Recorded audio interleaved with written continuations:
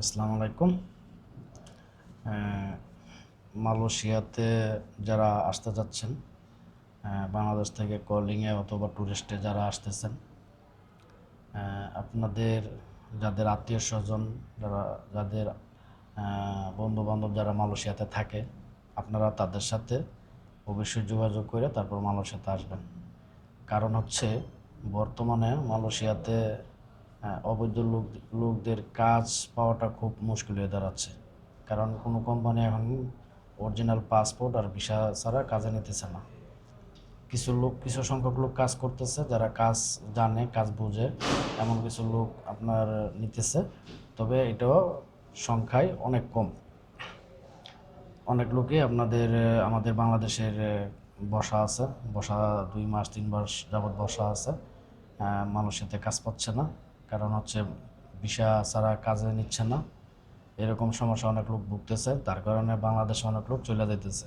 তো যারা অবৈধ আসতে চাচ্ছেন মালয়েশিয়াতে, টুরিস্টে আসতেছেন, আপনারা জেনে শুনে তারপর আসবেন। আর আমার চিন্তাধারাতে মনে হয় না আসাটাই ভালো।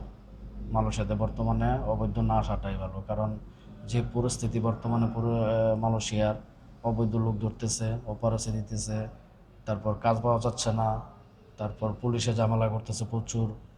তো আপনারা যদি এইসব জেনেও যদি মালয়েশিয়া ঢুকেন, তারপর তো আর কিছু করার থাকে না। কারণ একটা মানুষ যখন মালয়েশিয়াতে বা প্রবাসে আসে, তখন অনেক টাকা ঋণ করিয়ে তারপর ধার দেনা করে আসতে হয়।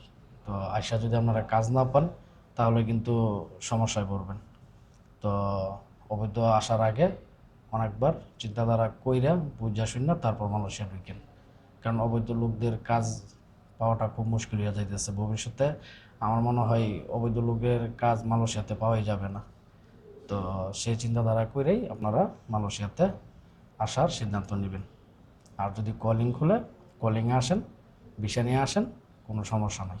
তবে কলিং কবে খুলবে বা কবে লোক ঢুকাবে, এটা এখনও কোনো সিদ্ধান্ত হয় নাই।